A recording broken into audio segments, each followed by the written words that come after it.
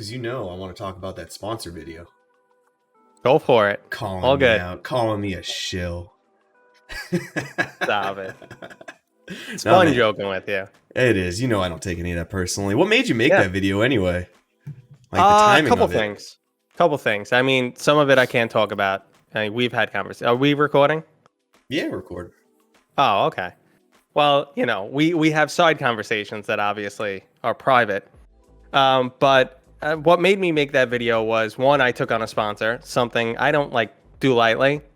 Because the channel's not for money. I always say I want to do it full time, which would probably require sponsors, most likely. But, you know, I don't do those things lightly. So I took on a sponsor. Something else is going on in the background that, like I said in the video, I can't talk about yet. And I think what's going to happen is if that stuff goes forward, with not just me, other people, some people are going to be like, hey, what's going on right now? Content creators look like they're selling out. But when you have information, when you know what's going on, you know, you're trying to, I guess, get ahead of it a little bit. Yeah, I feel you. I don't know when the date's coming. I don't understand the big deal about. Like I used to be understand it, but like working with a brand that's in your niche doesn't make you a shill. It's a relationship business. Like how else are you going to get the information? So, I mean, that's another reason why I made the video. There's so little understanding from the viewer.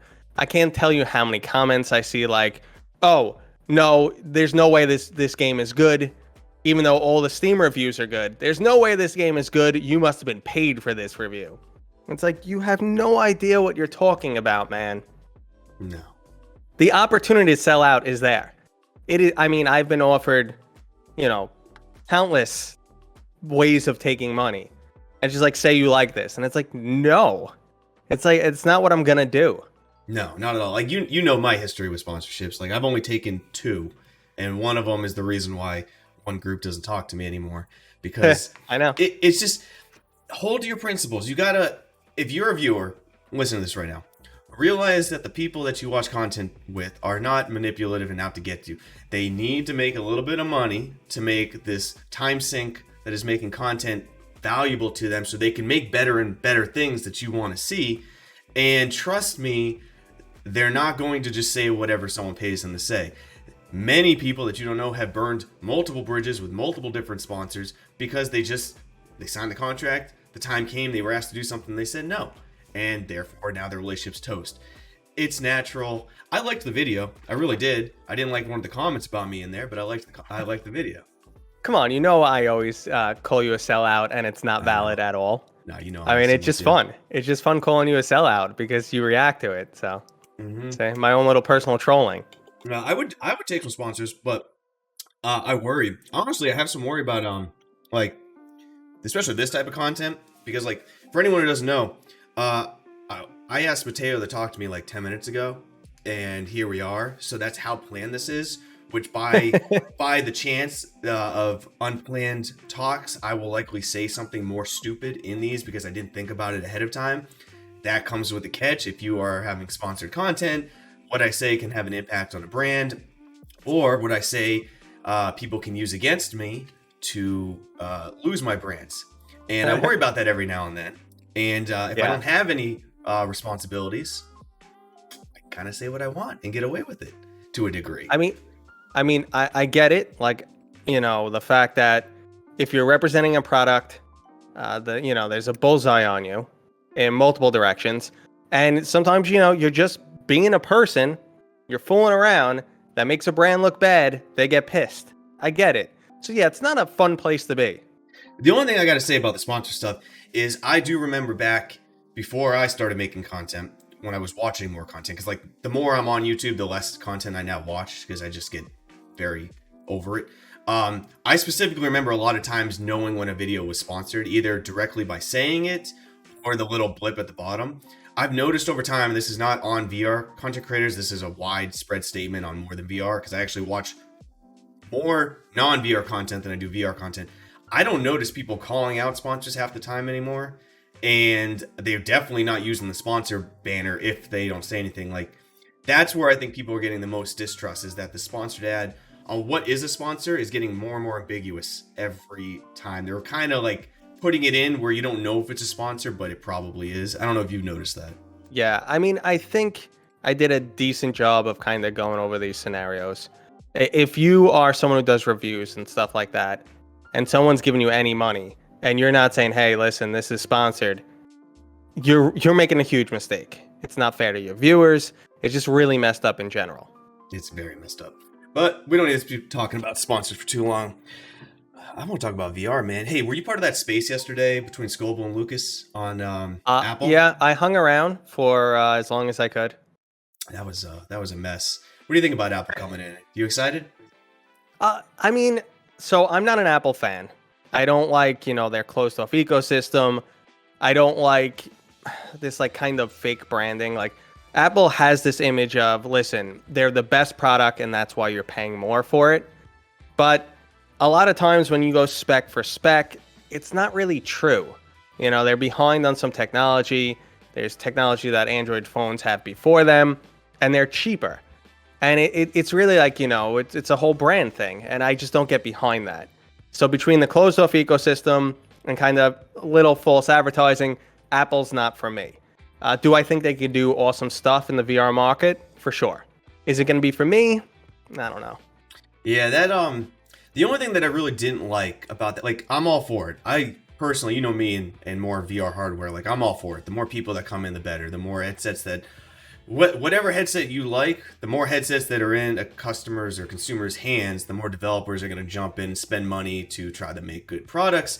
I'm all for more headsets out there, but like, it's weird how much like he was pushing that, yes, closed ecosystems are good. Like, why were we celebrating closed ecosystems? Now, I'm not completely, like, I just accept it. I'm going to be honest. I'm just going to accept another closed ecosystem. But, like, it was, like, heavily pressed that that's a benefit. And I don't understand how anyone in their right mind could push a closed ecosystem as the benefits, like, to a consumer.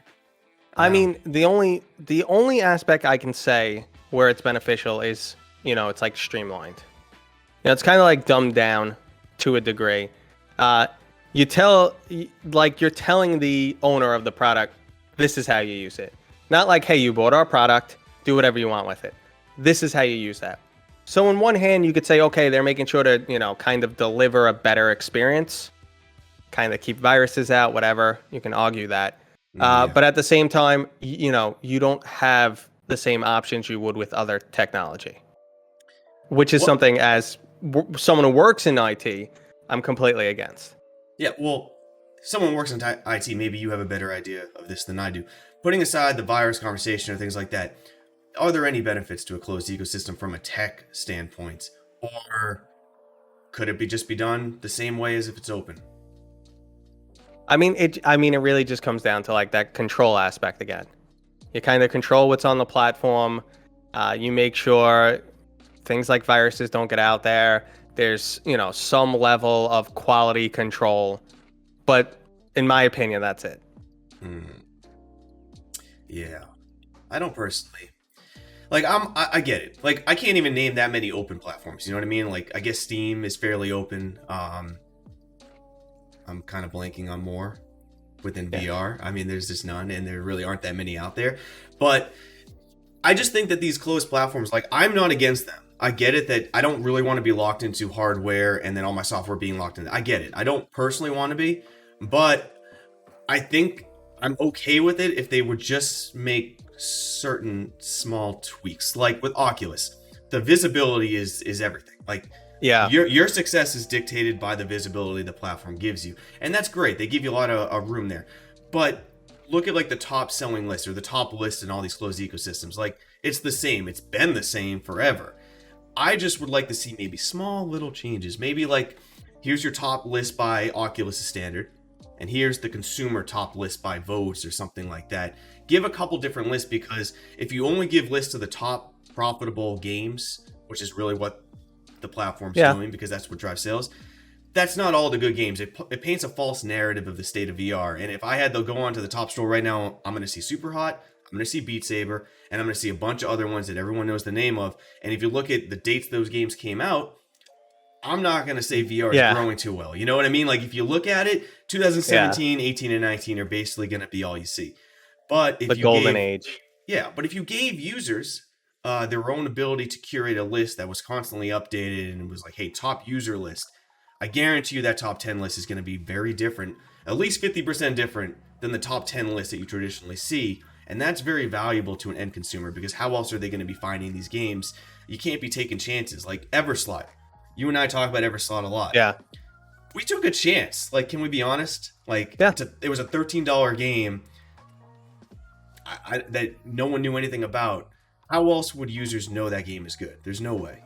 I mean, I looked at the trailer and I said, all right. I mean, I'm interested. Yeah. Conceptually, you know, I like it. I like the direction it was going in. But I looked at that trailer and I was like, this is gonna suck.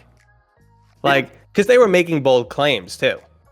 What If you went to the Steam I didn't read page, that. you go to the Steam page and it's like, you know, built for VR, you know, mechanics with like a grappling hook in your gun, you know, that whole VR built from the ground up type of deal. And oh, you know, it's mature, fast-paced, extreme VR people. Extreme. You know, like yeah, like, you know, if you get any type of motion sickness, don't go near this game. Maybe. It is very fast-paced. That might be a selling point to an enthusiast who's like, okay, come on. I kind of, I agree with that because they're like, oh, you know, VR's gone so casual lately. It's so casual. It's for kids. Nothing's mature. I mean, that did intrigue me, but I was like, that's a selling point. That's not what the game's going to be. But I was wrong. It's awesome. I love it. Yeah, it's great. So I think that's a good talking point. I'd like to kind of pick your brain on that. So I think that's one of the hardest things right now is like, so for example, I go probably similar to you. I play a very tight rotation of games. It generally stays within the same 2 to 3 games all the time. I'll branch out to find a new one, and if it's great, I'll play it for a bit. But that core 3 games I've been playing for years and years, and I love. It's difficult to find something new, especially navigating off the top 10 list, right? When you are deciding, hey, it's time to just try something new, it's time to experiment and explore. How do you start that process of identifying what could be a great VR game with the little information that we have and, of course, the wide variety of how games can actually deliver on their promises? Well, I mean, I make a lot of lists. I try and play as much as possible. It kind of sucks, though, because, like, leisure VR time doesn't happen as much. Mm-hmm. Like, I don't just play a game just to play a game too often anymore. That'll usually happen, like, a Friday or a Saturday night. I'll get, like, 2 hours in. I'll see who's online. I'll jump and I'll play a few rounds. But every other time I'm playing is I'm just trying to experience new games. So, I mean, I'm just trying to get whatever's out there. You know, I'm just everything. Just throw the kitchen sink in me. I'm just trying to play everything. I talk to a lot of developers. And whatever looks intriguing, I'll go for. That's it. Put the content creator mindset out. Like, I'm thinking, like, from a consumer standpoint. Like, it's Saturday morning. You know, I got some free time to kill. I want to play a game. I have no intention of a video. I have no intention of marketing this. Like, I'm just looking for something fun and new. How do we start navigating those waters? Because I find it extremely challenging in VR, especially with how many friction points there are just to get started. I am not tolerating bad experiences like willingly. You know what I mean? I need to feel very secure that when I play a game, even though I have a refund window, that I'm not wasting that time of setting up and convincing myself it's time to try something new. So from that mindset, how would you start that process? Well, I mean, I think it's different for who you are, where you are in your life. You know, we're older, we have kids. You understand, like, our time is so much more valuable. Like, if I have a free hour, I got to get right in and go. But I remember, you go back a few years before I got into content creation, like, all throughout the week, I was just, like, sitting online looking up VR videos. You know, back then it was VR 365, Ben Plays VR, and they would make lists of games, you know, I've never heard of. And that's kind of like the content I make now that kind of inspired me. But those were always the videos I was looking for because I was like, there weren't many VR games. So it's like, show me what you got. Oh, I haven't heard of this. Yeah, let me check it out. So those are good avenues if you're looking for something and you have no clue. Now, if you're a younger person with real quick, can you give I just want to give a quick shout out to those who don't know, because I think Ben Plays VR is probably one of the best resources for like someone really new, because he's still doing like the 2-minute reviews, right? Yeah. Yeah, he does quick 2-minute videos on a game. So if you're curious about a game, 2 minutes. He's not exaggerating. It's pretty much the cliff notes of VR. I can't vouch for him anymore. From a useful standpoint, so valuable. So sorry to cut you off there, but I think viewers should definitely, who are trying to get a lot of info in a very quick amount of time on possible games, definitely outlier games like Jet Island, I have and love because of him. Otherwise, I would have never given Jet Island the time of day. Yeah. So if you're looking for something that's specifically you, I would recommend like you check out those channels and they'll help you find that type of content. Like I have a lot of lists too. Like one is the best VR games by genre. So, and that includes every platform. So it doesn't matter what VR platform you have. So those, that'll help you find the game. That's someone if you're a little bit more limited time. If you're younger with tons of free time, you probably don't have any money. So that's when you go down the free route. So that's when I'd say just organize by free, go that way, rec rooms, stuff like that. But even consider something like Viveport, because Viveport just has, tons and tons of content for very little price. That's true. That's true. The paradox, man. Young with no money or old with no time. Which one would you choose? Which one would you choose, my man? I don't know. I kind of want to go back in time. I'm not going to lie. I like the money with no time, man. I like it. I don't know. I'm not enjoying being old. You're okay. Are we gonna get into the old conversation? Because you said it like 3 fucking times already. I don't know how old you are. You're in your You're not old, dude. I feel like VR is making us younger, if anything. I feel like I'm aging out of VR. It's so sad. I think that's a good topic. New topic. No. Don't skip that topic. Aging out of VR. I think that's a heavy topic, and that is something I'd like to talk about. I'm gonna let you explain first. Why would you say that first? Because that's gonna probably frame this conversation. Well, I mean, so aging out involves like one, your physical age and your overall health, but also, as you get older, you have less free time. So like, where do I really want to spend my time? Mm-hmm. Now, like a game like Until You Fall, I absolutely love, but I could only physically handle like between 1 and 2 hours. It's somewhere between that 1 and 2 hour mark. I'm covered in sweat and tired, and it might impact the rest of my day. I'm so tired, so that's like aging out on a physical standpoint. And then there's also like the commitment level. Like I don't play a lot of multiplayer games anymore because there's tons of 13-year-olds in there who are playing 12 hours a day, and I get to play my 30 minutes a day maybe. And in the beginning I start off good, and then 2 weeks later they have 1,000 hours on me and they're crushing me, and I get little to no enjoyment out of it. To have someone get crushed by a bunch of 13-year-olds and then have them squeak at me. So like I'm aging out there too. I don't play as many competitive games because I don't have time to practice. And I used to be so good and so competitive that I just can't handle it anymore. Like psychologically it bothers me. Yeah. So I got a lot to say on this topic. So when it comes, I think VR a little bit, I think ages or helps the age range the most out of everything. So when I look at like a traditional game, like a Call of Duty game or something on PC, like what's the average age of a pro gamer? They're like really young. Like they age out at like 25. Like I think 25 on is kind of considered old for esports, which is sad, but it kind of makes sense with mouse and keyboard. It makes sense with how the brain works and what it can do. But something about VR, I find that skill gaps are much different and they're interesting. Like Pavlov, for instance. I play Pavlov quite a bit, right? I took a good 6 months off recently. Like I didn't touch, like you can look at my Steam profile, like I didn't touch Pavlov for a very long time. And recently I jumped back in it on a whim. I don't know why, I just decided let's go. Didn't lose a beat. Back to it. I watch people point their gun at me when I don't watch them because they're behind me. I know someone's behind me because I can hear 3 shots rattle off and whiz past my head. I turn around and I can still see that person take 2 to 3 shots before I pop them.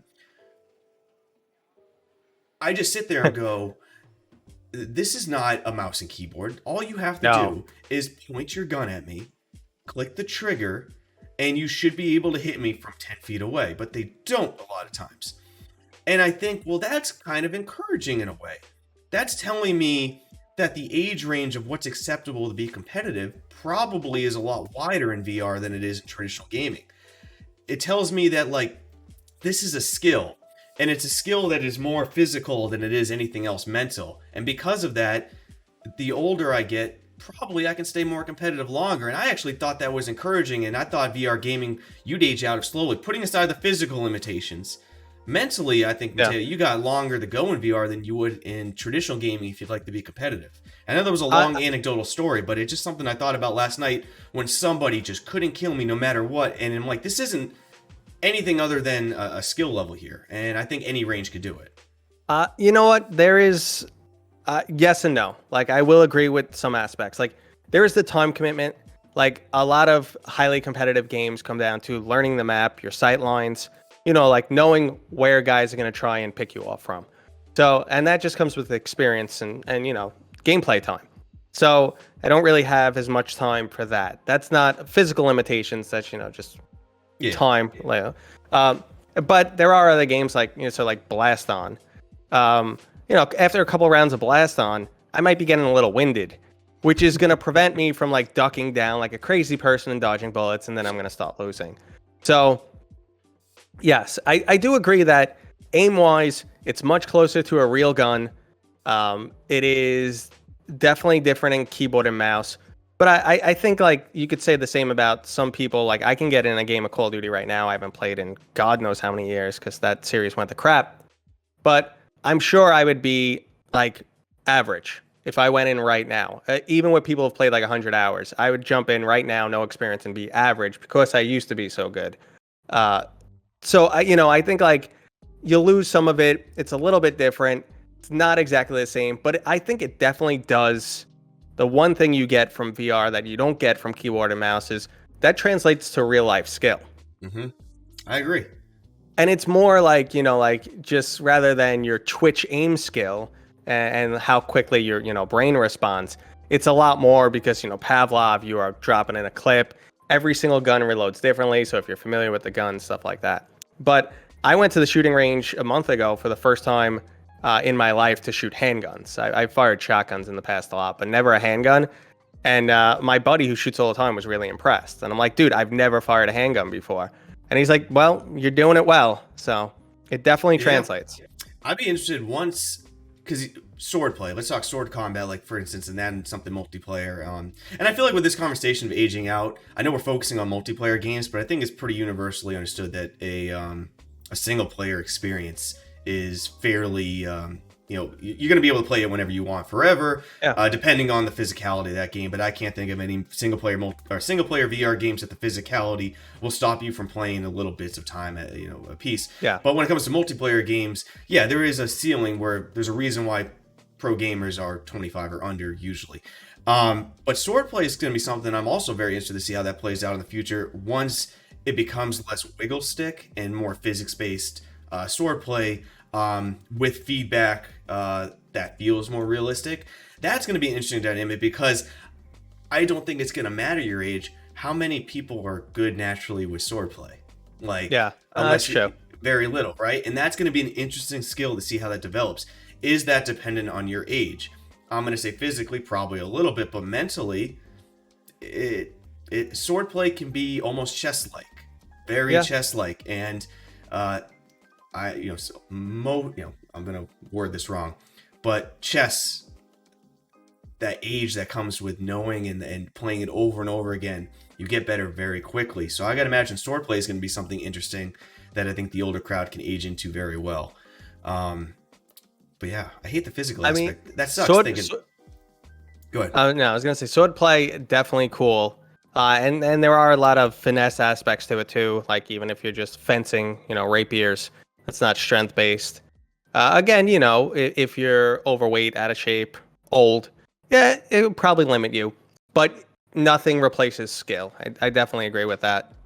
Yeah, and then going on the physical side real briefly, I've never thought about it until you brought it up here. And it's an interesting dynamic that I can't think of any other products that I have tech-wise and gaming-wise specifically actually get harder to use the older you may get. It's an interesting dynamic that I don't know what the average age of a gamer is, but I would say in VR, I feel very confident based looking at analytics reports that the average age right now is about 18 to 34 in use. It's a wide range, but I think it's pretty safe to say on that. But let's talk about those 34. It's what other hardware that's pretty expensive that you're going to put a lot of time in and build a lot of investment and emotional investment in, will it get harder and harder to play the older you get? That is a little... Yeah. I hope developers think of that as time moves on, that you actually can age out your own users. Yeah, I mean, one of the best aspects about VR is immersion, but like the one thing I always say, VR treadmills. Like, you know, they show up VR treadmills, so it's amazing. Oh, look, I can run in Skyrim. You run like 60 miles in Skyrim. I'm sorry, I'm not going to be able to play Skyrim if I have to physically run. I'm putting the game on for 20 minutes and then I'm going to take a nap. I mean, like, it's just the VR treadmill always gets me. And the comparison I usually use with people who don't know anything about VR, and they're like, oh yeah, I want to play something like Call of Duty in VR. That'd be awesome. Like seeing grenades fly by. And I'm like, yeah, but kind of think of it more sometimes like playing paintball. You know, certain games will play like more that pace. You know, like Pavlov, not as much. You know, you're not physically running, but you get a little bit more tired in those slower paced games, maybe like Onward. You're ducking down, you're peeking over a corner, stuff like that. It feels a lot more like paintball. Mm-hmm. And would you want to like go out and play paintball every single day? Well, when you're 18, 20, sure. Yeah, you love paintball. I used to play paintball. But when you're 40, not really. Like, it's like that's an excursion. Like, you know, it's a little much for every day. Yeah. Where you could age into it is, and this is a little segue into a different topic, is I have enjoyed, like, VR is my relaxation, and I've wondered lately why that's the case. Like, why lately have I been able to de-stress playing stressful at times VR games? Like, Pavlov is not stressful. Like, these maps that people keep making that are super dark are very stressful. I'm tense and scared. Like, someone could be right next to me. All of a sudden, I just hear the little jingle of a grenade on a belt, and I'm like, oh, God. And my heart just sinks. So, like, but why am I actually stress relieving? And I kind of thought about it this morning, where it's like, it's almost like being in the shower. Like, that bead of water's hitting me, but that bead is like thousands and thousands of small little droplets that are constantly hitting your body, and that's all taking up bandwidth in my brain, like that constant feeling. And now because of that, the bandwidth's being used so much that when I think in the shower, it's laser focused on a topic because the bandwidth is just being it's like used. White noise. Yeah, it's like white. Yeah, and white then I'm noise thinking, lulling you. Yeah, and VR is similar to that. Like, there is so much stimuli going on, like so much that's right in your visual. So not only, so I have all the visual stimuli, and that's affecting my cognitive load. I have the physical stimuli of the headset being on my head. Like, yeah, I still feel it. It's hot. It's summer, and I have a fan and an AC machine in here, and it's still hot. So I have all the stimuli of knowing I'm kind of hot. And then my body's all the stimuli. I have still the tactile feedback in my room of how I'm positioned, the floor. I'm noticing when I'm leaving my boundaries because the carpet's changing. There's a lot of stimuli, and sometimes that would be overwhelming. But in VR, it's so much stimuli that I don't care about the problems that it's going on. Like, I have work problems. There's family stuff. There's COVID. It's very easy to forget all that because my bandwidth's overridden. And I mean, it's peaceful. it's a perfect escape. You know, that's what VR was intended to be. You know, you're entering a new reality, and it's an ideal escape. Yeah, no, for sure. But I wonder, like, what people say they need better games so they can perfect escape. Like, do you? When's the last time you were in virtual reality and were thinking about problems outside of it? Like, I'll speak for myself, very little, because I don't have the bandwidth. No, I agree, but at the same time, wouldn't you agree that current VR games are a little bit too casual? I mean, they're not. You're escaping into a new world. I feel like a lot of the games coming out now. Well, I could definitely give an example, but just to stay on the casual for just 2 seconds, like games that release recently on the Quest kind of just feel like I'm entertaining myself. I'm not transporting into a new world. I'm not in a new reality. I'm just doing something that helps keep me entertained, which is fine. But personally, if I have so little time to dedicate and I've spent, $1,000 on hardware and set up this room specifically for this, Like I want this real deal type of experience, and not just something that entertains me. Like the So best example I could think yeah, of recently is Yuki, yeah. which is it's fun. Wave shooter, guys. It- It's a bullet hell type. Not wave shooter. That's wrong. Not a wave shooter. It's a bullet yeah, hell type game. it's bullet hell. It's definitely fun. Studios made great titles, but it's just fun. Like there's the depth that I want that virtual reality can deliver isn't there. And to answer your previous question, like what am I looking for? Well, hold on. Before you do that, when it comes to the mindset question, I think it's a really good topic, and it's something I thought about yesterday while playing Pavlov. And I've been doing this thing on Twitter that's actually been making my multiplayer VR time like really enjoyable. More so than normal. Every day I've been posting because I will play Pavlov nightly now or Population One or something. Usually between like midnight and 1 a.m. just to be like the hour of VR play where everyone's sleeping. I just do my thing. But I've been making it a point to find entertaining ways to have good social experiences and then share those on Twitter. And one I had recently, there's a jungle level in Pavlov, and this is kind of going to like, are the games too casual, or did I just have to change my mindset? I had this jungle level, and a kid spawned next to me right at the beginning, and this jungle was dense and huge. The map was massive. Like it took me a while to find somebody. Typically, my mindset's competitive, and I would have just slowly checked, found a person, stayed away from teammates who were noisy because they're going to give away my position, and isolate myself. And this kid came over to me, and he was very loud. I knew, like, the second he got near me, I'm like, I'm going to die. I'm just going to die. He's attracting everybody. But I changed my mindset for 1 second because I'm like, okay, let's have some fun with this. And I pretended like Predator, like, shh, we're going to get through this jungle. We're going to go. And him and I just trekked through it together. We died. I killed us both with a bad grenade. Like, I was the reason we died. But that mindset did transport me to another world. Like, I was a kid again, role playing in the jungle with a friend. So are the games super casual? Yes. No, but I think that's an aspect of Pavlov, being immersive.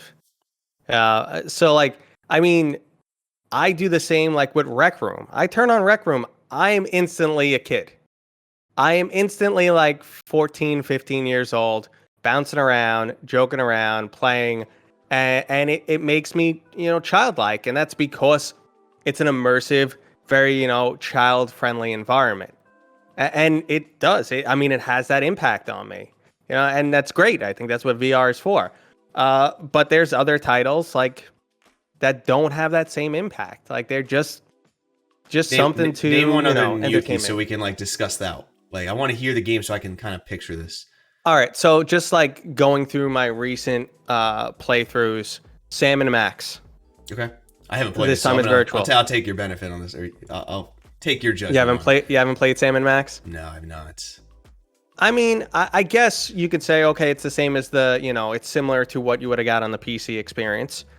And some aspects of it do, leverage VR decently well, but it just didn't like pull me in. Like, there are games that pull you in and you instantly like Everslot, like we said, you look at your arm and you're like, this grappling hook, this gun is awesome. When you jump down the tunnel and you land, I'm so get glad excited. You said the jump, dude. I literally am in my room, and every time I will stay on that top ledge, I'll wait for the door to open up halfway. I'll run, jump, and when I land, like I'm almost like looking to my left and right, like, come get some, rip and tear, baby. Yes. Let's go. You feel like you've just been like injected with steroids and adrenaline every time you jump down that tunnel, and that's a feeling that really only like VR can do, and they nailed it. And it's just like, I want something that elicits that emotion from me, not just, let's go play a game, That's fair. Yeah, I get you. Because that if you quit halfway through a run, guys, in that game, I think you lose everything. Like, I don't think you can quit once you jump down that hole. But once you jump, I don't want to quit. Like, sometimes I'll just jump by accident. Like, I want that one more time. And then, like, well, I'm down here. And I feel like a badass. Yep. So I'm going to fuck you guys up. And I love that game so much because of that. But let's go back to the game. So when you say games are too casual and you haven't found the immersiveness in it, paint me the picture of the type of game that you're really wanting that might be doable right now. Sure. Something like Carnage Chronicles is a great example. Great ambiance, very immersive, good combat. Can you give co-op. A little TLDR of that game so anyone who doesn't know it? Yeah, a lot of people don't know about that game, and I'm always happy to mention it. It is a dungeon crawler. You could play it single player. You could play it with up to 4 people. The only thing holding it back is it's limited. Like, you only have a fighter class and an archer class. There's no real progression system, so it's not an RPG. But yeah, you jump into this fantasy world, amazing graphics, physics-based combat. If you play it single player, it is much more like a finesse, the combat. If you play it in multiplayer, it really becomes like a dungeon crawler. It's hack and slash, run around like madmen. But great graphics, fun, action, love it. And it's got storyline. Now I want that, just amp it up. You know, just amp that up. Give me a little bit more RPG elements. Give me a lot more like cosmetic options. I also want to, you know, just push yourself a little bit deeper into what makes VR great. Like, if you're playing a character that is of a different race and you move into a dark tunnel, your eyesight would change. Like, that's something Everslut does for half a second. When a round starts, you get the red phase. And the first time it did that to me, I was like, what is going on? Like, am I seeing blood red right now? That's something like that can be leveraged. Like, in RPGs, barbarian characters go into a rage. Mm-hmm. If the screen had like a red overlay, it's gonna induce adrenaline in you. It's gonna get your blood flowing. So like, just leverage more of those VR elements and give me that RPG co-op game, and I'm never leaving. So for you, it's not. I'm glad you went that route, because I thought you were about to go like graphics route, which, you know, we can't solve that quickly. But so it's not about specifically bigger and grandier set pieces. It's not about the graphics. It sounds like it's about those minute things that are emotion driven for you, and that's what you're looking for. Yeah, it's the feel, and it's something that gives me a reason to come back in. Like, an RPG always gives you a reason. You want the storyline, you want the progression. Like, that's like what always pulls you in a good RPG. Mm-hmm. You want to make your character as beefy as possible, and you want to see what happens in the story.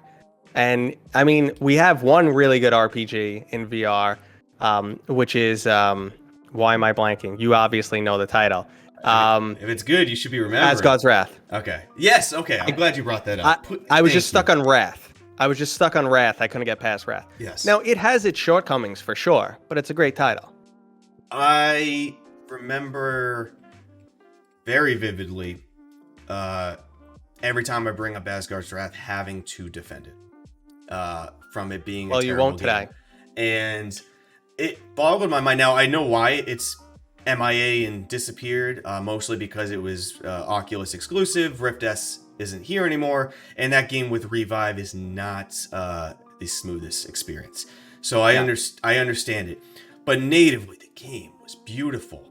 On max difficulty, which was what I played on it. The difficulty was mostly taking away the visual cues that would make combat too easy. Yep. It didn't make it like extraordinarily harder, but it took away the visual cues, and by doing that, it became much more immersive to me. So I did that. It was a beautiful game. The mechanics were great. Your companions were great. You could easily sink 300-400 hours in that game, and you wouldn't be done. And the boss fights were brutal and awesome. If you haven't played Asgard's Wrath, it is worth the play. You will get your money's worth. And what I'll say that really stands out is they leveraged VR storytelling. They leveraged scale. Yes. So, it's a game about, being a god, or, to some degree. And like, when you'd go into a god boss fight, you'd instantly go from the minute immortal you were controlling and just, pull out.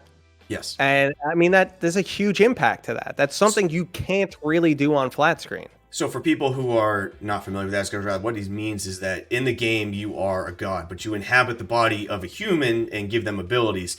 But during the levels, at different points, you will pull out of your human body and become the god view, so you can look way high up and you'll get a better vantage point, see things you didn't interact.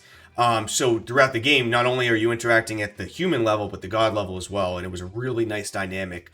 Yeah, these dynamics are beautiful. It's why I really like VR horror games so much. You cannot mimic that sense of dread that you get from a VR game that you get casually. And some VR games do it better than others, but like Don't Knock Twice, very old VR horror game.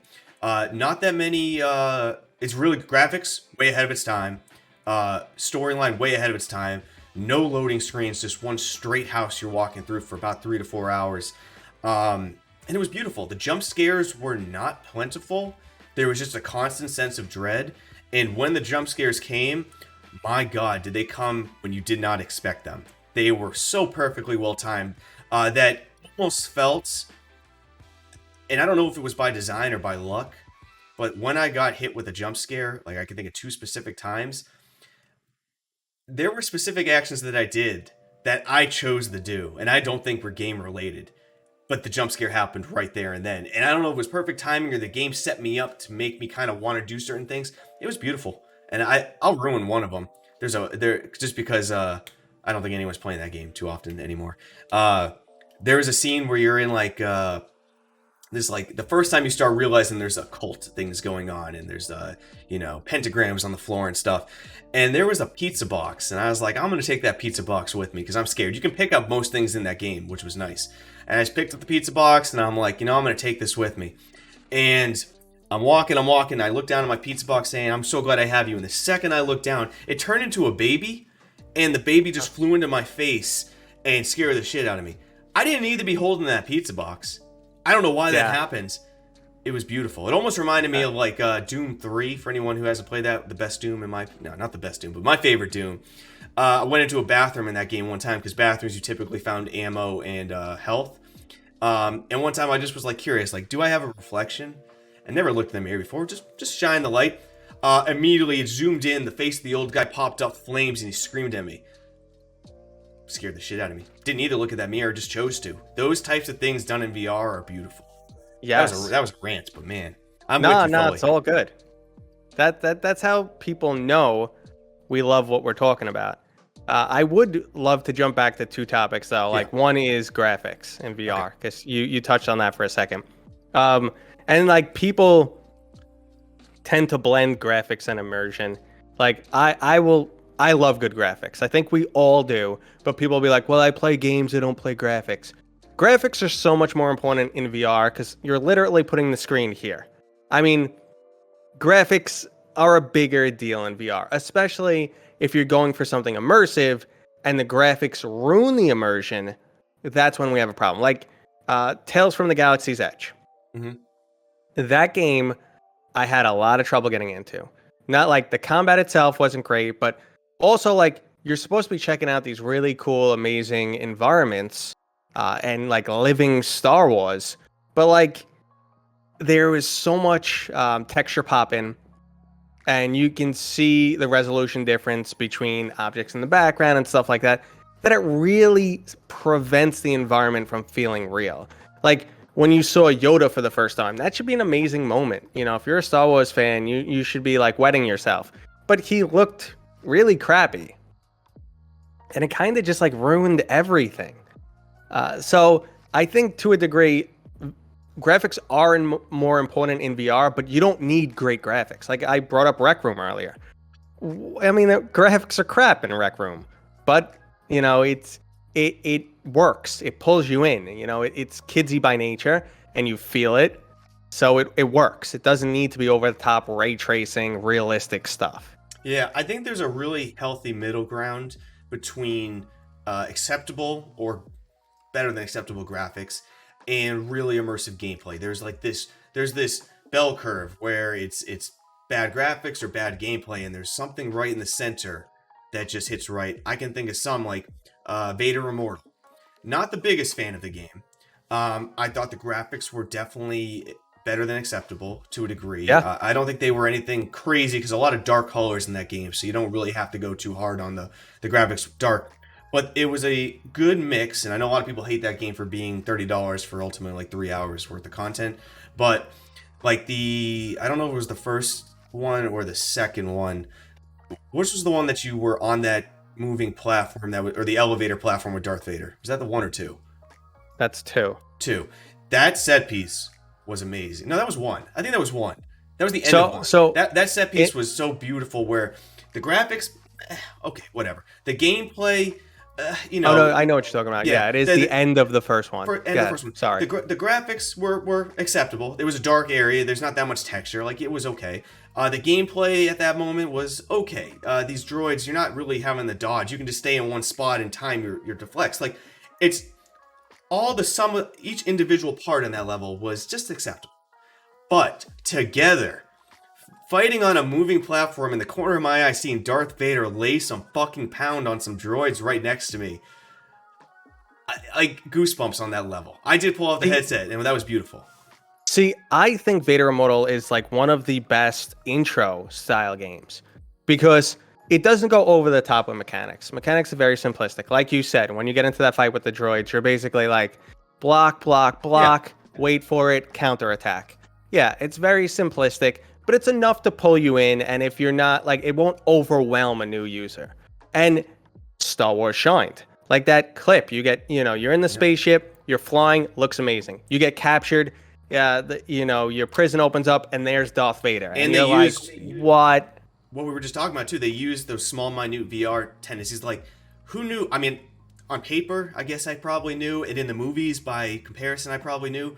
But I didn't understand or comprehend fully how tall Darth Vader was until I'm standing next to him. Homeboy's imposing. You watch it in the movies, yeah. I'm sure I know he's imposing in the movies, and I know he's taller because you can see him next to people. He's always taller. But it did not register how much taller and how much more imposing his stature was. Well, I mean, think of the contrast here. Like, to make Vader imposing in the movies, I'll give Rogue One, the end of Rogue One, for an example. He has to walk down a hallway and slaughter a whole group of people. And you have to watch their horror and screams and him do all this stuff. In VR, all he has to do is stand next to you and look at you. Mm-hmm. And it gives off that same level of, holy crap. Yep. Vader is a badass. What was that one? What was the name of it? The Star Wars game where you play a Star Killer. What was that name? What was that game's name? Oh, Force Unleashed. Force Unleashed. Yes. So on the first Force Unleashed, the first level you play as Darth Vader on, I believe, Endor, maybe? I don't know. No, not Endor. Some Wookiee planet, whatever it is. And you are just wrecking shit. Like, you have all top force powers. Like, one force push of Vader can send, like, the entire level moving forward. They had to do that to set the stage for how powerful Darth Vader was. So the whole narrative now focuses on, that's what you're about to go fight. You played as Darth Vader in level 1, and you are a god. That's what you're going to have to fight against. To recreate that in VR is going to be pretty difficult, but all they had to do was have him, I think the first time you see him, he's like at the end of a hallway, pretty dark, and he just walks slowly to you, and then you just realize that this is a giant. That's all they had to do. They didn't have to show anything. And that's the power that VR has when they do those emotion moments right. Yeah, for sure. I mean, that's one thing, and that's why, like, when I say, VR is getting too casual, I feel like it's stepping away from those moments that really elicit these type of emotions and just giving you something to play. Okay, my take. I'm with you more on that last statement on the too. If I ever entertain a conversation that VR is too casual, that's probably the best example of how it can be improved upon. This casual nature of games, though, I mean, that is just a product of the tech I think that we have right now. I mean, there's definitely technical limitations, and I think it's also, Facebook is trying to lay the groundwork or find what works. I mean, they're looking to other aspects of, the gaming industry. For a long time, they've been trying to make VR more sticky because a lot of people don't use VR like anywhere near as close as they do traditional gaming. Yes. Like the average gamer is like 8+ hours a week playing their console games. And VR is not even half that. So like, and they're trying to figure out why. And it's like, well, we don't have a Fortnite. Okay, let's do Population 1. We don't have this, we don't have that. We've made these really deep games. We've made these big titles. Why isn't it working? And so they're trying to get there, and they're just trying to get titles that suck us in a little bit more. I get it. Yeah, I just hope people can have that conversation and think about it pretty deeply, because it's a good conversation. Like when I'm playing, I play a lot of roguelikes. That's what I love playing. So I'll spend, I think I've got 100+ hours in Hades, 100+ in Curse of the Dead Gods, 100+ in Dead Cells, all within this year, all in 2021. And I think about that a lot, but I still, to this day, cannot put an answer that I feel confident on why I can play or want to play PC games more than VR. And I know a lot of people will say comfort, friction, battery life, physicality. I hear you. Those are all aspects of it. But definitively, I still cannot put a dime on it on exactly why I personally play those more. Well, I mean, yeah. I always try and, look or play devil's advocate, or, see it from someone else's viewpoint. It's hard when, you are you and you're living your experiences. Yeah. But yeah, there's a lot of times where like the only free time I have at night is it's like 9:30. I'm exhausted, just got the kids to sleep. I don't want to turn on something like Half-Life Alyx, even though I love it so much, because it's going to have me tense up. It's going to make me break a sweat. I'm going to be like shitting myself while I'm playing the game. It's like, is that what I really want 9:30 at night right before I go to bed? So that's the VR friction for me. And then like recently I've wanted to get into Township Tales, but my old man back has also been thrown out, and I can't get down to the ground to just keep picking up stuff. And I even does it said to make you do developers, that? I haven't played that game before. if you play on Quest, they have a mode that helps you, but on PC that mode isn't there. And I even messaged developers. I'm like, please update this for old men. I can't keep bending over. I'm currently injured. I had an injury when I was 25. I herniated a disc and it acts up. So it's not just pure old man-ness. But anyway, I said that. I'm like, they're like, yeah, no, on PC, on Quest, we have that option. I'm like, what about PC? They're like, we'll implement it soon. I'm like, okay. But yeah, I physically couldn't play because I just couldn't keep bending down and picking up sticks. Yeah. That's always been something, another weird segue. MMOs in VR, I am not... I am very eager for one to work. I think it has so many benefits for accessibility, community growth, and just happiness. Like, some people grew up in WoW, and like Six says some of his best moments were in WoW. Changed his name. Like, these MMO communities, like, despite what you might think of an MMO, or some people love it, some people hate it, or something time sink, whatever. A lot of people find a lot of life-changing benefits in them. So I want one to work in VR because I think a lot of people will get a lot of love and a lot of happiness from them. But I do have concerns that the mechanics are outdated, old, and will not translate well to the physicality that VR brings. They don't.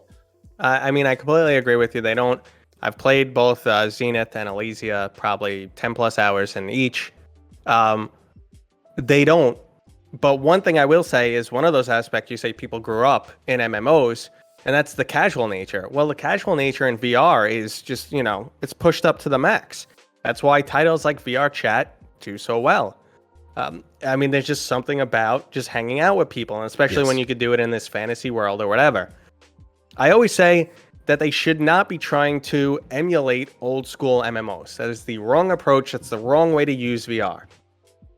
It doesn't leverage, VR mechanics. Well, I mean, it does, or gesture-based spell, but kind of meh. So like, it doesn't really leverage VR mechanics and make VR the best of what it could be. You have all those weird sync issues that you see in MMOs, and when you experience them in VR, they just look so much worse. It's like Skyrim, like just delayed responses on everything. Yes, like, like someone will be 10 feet away and they'll do this, and your screen will go red and be like, how did that dude hit me? And it, it's a server sync issue. But there was so many younger people that I spoke to. They're like, oh yeah, the game's got so much lag. And I'm like, oh, what are you talking about? And it's that server sync issue that they're not used to seeing because they didn't play traditional MMOs. So it's not the right environment. I mean, I do think Zenith will do well, to be honest with you. I do too. Yeah. And the people who like MMOs and like VR will like this experience, but I don't think it's the right way to utilize VR. You should chop off that whole, massively multiplayer, because with that comes massive limitations. Yeah. Chop that off, make it a smaller experience. Streamline a smaller experience and give like areas where you can socialize. Like taverns, that when you walk into the tavern, now it's an online experience for socializing. Yeah. Yeah. And some areas out in the world. Everyone's got to figure it out. Like, no one has the magic pill here to make anything work. And I do agree with you. I think Zenith will do just fine. I think they already are probably doing just fine monetarily, and they're ready to go. And from where they started, I remember Ramen VR is the developers, right? That. And I remember speaking with them on an interview way back in the day. Like, that had to be like 18. And all they had was concepts at that time, like artwork. And look where they're at now. You guys are crushing it. Great job. I'm just going to follow it and see how it plays out, because I have a lot of concerns for, like, yes, I grew up with MMOs. I played Warcraft. I loved it. But I loved having it up on my screen, having the UI that the custom modded UI with every little thing, but then also this area of my computer with like a video that I was watching or something else and multitasking, and I could just mind things for a while I was chatting with other people on AOL. Like there was a whole dynamic of my MMO experience that was not just the game. It was an amalgamation of like 10 different things all on the screen at once, and it was this world I created. And in VR, I don't have the ability to create that world. I just have the ability to be in what's in front of me because that's all we have. So I wonder how that dynamic plays out over time.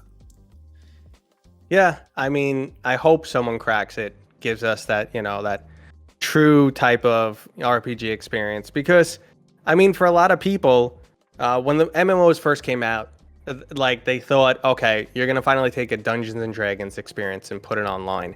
But MMOs kind of branched into this weird, their own thing. They were never able to capture, the Dungeons and Dragons experience because that's completely different. And they morphed into this, okay, let you take on a class, healer, DPS, tank. You're doing something very specific, and that's what classes became. Classes went from traditional classes like, okay, I'm a cleric, whatever. Yep. I do certain things to no, just you get hit. You heal, you hit, and it's not something I generally like.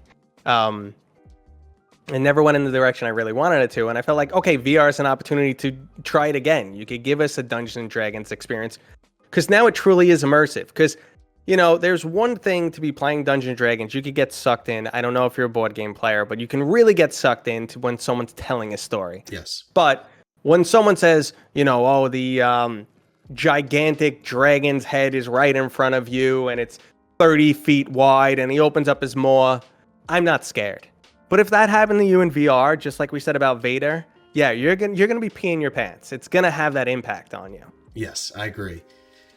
How about this one last topic here? When it comes to these live service type games, MMOs, even multiplayer games like Population 1, things like this, live service VR games, with the physicality, the friction, and all the parts that maybe don't lead to as long a play, monetization options in them, like NFTs or like the old Diablo auction houses, are these things that are be more valuable to a VR gamer because it is virtual reality, and a lot of us monetize our reality or monetize our time? Is that something that's pretty lucrative and you're looking forward to seeing pop up? Or is that something that you're just like, take your time, don't come anytime soon? I am not looking forward to it. I don't really understand the mindset behind it. I mean, I was around when DLC, paid DLC first started to become a thing. You saw it more on consoles first, and then it eventually bled into PC VR. But when it was first starting, I was like, how are you guys allowing this? Like, Call of Duty gives us a free game, free map all the time, and free weapons and stuff. Why are you paying $10 on the console for it? I didn't get it. I understand for the developers, standpoint, if it's helping them. It's really, exploited now. But then to have kids spending money on virtual items, I mean, I guess in VR it's a little bit better than virtual items in some other, games because it's flat. At least in VR you can kind of physically interact with it. But no, I would hate to see some poor kid like having to buy in-game stuff to populate a virtual room to feel good about himself. Like that is a nightmare for me. Can I give you two anecdotes or two thoughts? So one, they're two different subjects. So we'll start with the kids one and the buying stuff. I do hear you on that. One anecdote I heard that was really fun to listen to was it was about two kids playing Fortnite, and their mom would give them like $20 or something to buy a skin on every Friday, like $20 for both of them combined, every Friday. And these kids would spend like an absurd amount of time figuring out what they were going to buy for their weekend outfit, because it mattered to them, and they had a lot of fun. And then I asked the person who told me the story, okay, well, when they got it, were they like, these kids like super good, like this is what they lived on? They're like, no, they were awful. These kids were trash. They just died all the time. They just played to have fun. I'm like, so they felt so connected to this metaverse of Fortnite that they built that it was a part of their life to pick out an outfit, collaborate, have fun, and then jump in the game to show off their outfit and have fun. And I thought that was very special and very heartwarming that these kids understood the value of a decision and how it could impact their experience in something. So because of that, like I'm open to things like that in VR, where these monetary things are part of their identity, and maybe that leads to a better experience, better choices, better learning experiences of what matters. I don't know. It just I think there's a lot of learning potential there. I, I mean, I agree. And, you know, it doesn't really matter what you engage in life, as long as, you know, it's a healthy activity and you enjoy it. It can be a positive experience. And I would support anybody. It doesn't matter. Like some people like crocheting. I'm not going to, you know, give someone crap about, you know, crocheting too much. I do think there is, you know, some concern about how much of a virtual life people may eventually live. Like, what's it going to impact their social ability in real life? I do have some, you know, younger friends that I see that in for sure already. Like, they don't really know how to socialize or mingle or any of that stuff. Their whole life is online.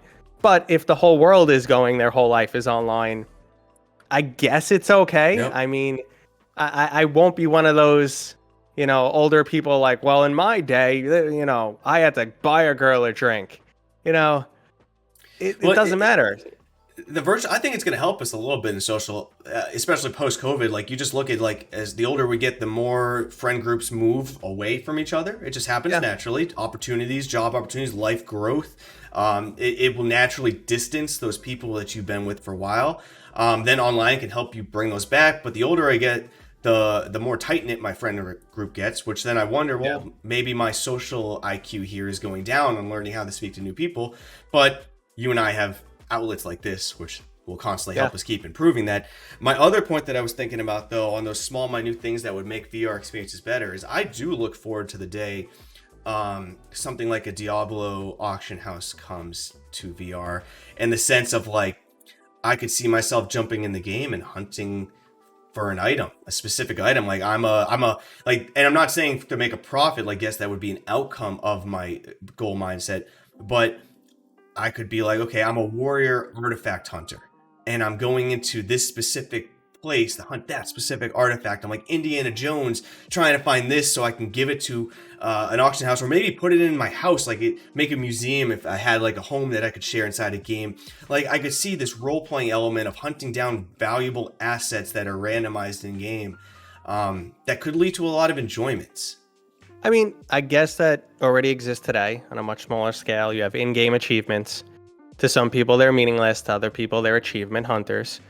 You have, you know, the Steam items. Mm-hmm. So you play a game, you can unlock certain items. And there is a market behind that too. But there is also the level of manipulation. You know, there are people who work the Steam marketplace. Like I told you that I've made like $200 on the Steam marketplace by kind of just like letting games run in the background and collecting items. So like there's an area for manipulation. My whole thing is you know, I guess it comes into the whole loot box, gambling aspect of it, and the psyche of children. That's the only negative, you know, here that I'm really concerned about. Heavy question. Who's the responsibility of the children? Okay, well... No, I don't mean this seriously. I'm not talking like... No. And I know, like, you know, people are going to be like, oh, the responsibility is on the parent. The parent is generally the least informed on these emerging technologies. So, like, how can they really protect their kid on something they're not informed about? And you could say, well, they're playing this game all day. You should educate yourself. Yes and no. It's tough. You know, my kids aren't of that age yet. You know, my oldest is 7. So she's just getting into that stuff. But I think there should be regulations in place. Like, just our kids shouldn't be exposed to gambling. Like, you know, that type of scenario. Or companies shouldn't be allowed to use, you know, manipulative marketing, stuff that they use in gambling, or stuff that they know are, you know, definitely manipulates our kids. Like, you can't have a cartoon character on a box of, you know, cigarettes. That type of stuff. You need also some regulation. You also have the different, or the differentiator of, out of all the technology that I've seen, this is the hardest one to view at the same time to monitor. So I can monitor cell phone use. There's keylogger, you know, there's screen. I can monitor that. I can monitor a PC use with a keylogger or anything like that. I think a lot of kids would be surprised how many parents know how to use a keylogger that you don't know that they know how to. But what are the tools to monitor a kid's VR use? even to know what they're doing. I don't know. I don't think there are any. Yeah, that's gonna. It's a hard topic. But again, this is just the next level of the same discussions we've been having forever. Like, you know, you go back forever. Oh, what are our kids exposed to at school? And then, I mean, we still see that today. And then, oh, what are our kids exposed to when they're inside these games? You know, Call of Duty, everyone's toxic. Games cause violence, my man. Whatever. It's proven. Yeah, and then, you know, you go into it now. Like VR is just the next step of that. It's just a little bit more immersive of the same thing. I mean, I don't know. I think our kids will be okay, to be honest. I know they'll be okay. They'll probably be better off than we are. They're going to be smarter with this stuff and more. Well, I think they will be. The planet. If we don't break the planet. If we don't do that. Other than that. They left you a desert. Good luck. Yeah, but they're smart. They're going to figure it out. All right, man, we're hit the hour mark. I always like to end the last bit by letting you take the floor on any topics that you may have wanted to put out there or we may have missed, and then we'll wrap it up. Sure. So my name's Mateo311, and Eric for president is a huge sellout. He loves when I say that. He's taking money from everybody. No, I'm very happy you had me on, Eric. I love coming on. You have a great channel. I don't have anything to really promote. If you guys want to come check me out, I do like lists for games and some opinion pieces and general news, like what's releasing and stuff like that. So come hang out.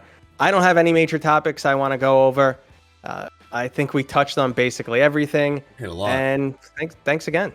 No problem. So yeah, we'll wrap it up there, guys. All Mateo's links, info, everything will be in the video description. If you like clips of anything you've seen here, we'll put those on the second channel. I'll also pin that comment. Or that link will be in the pinned comment, so you can catch smaller chunks of this. But I would encourage you just to let this run in the background because it's a good background commentary on everything VR.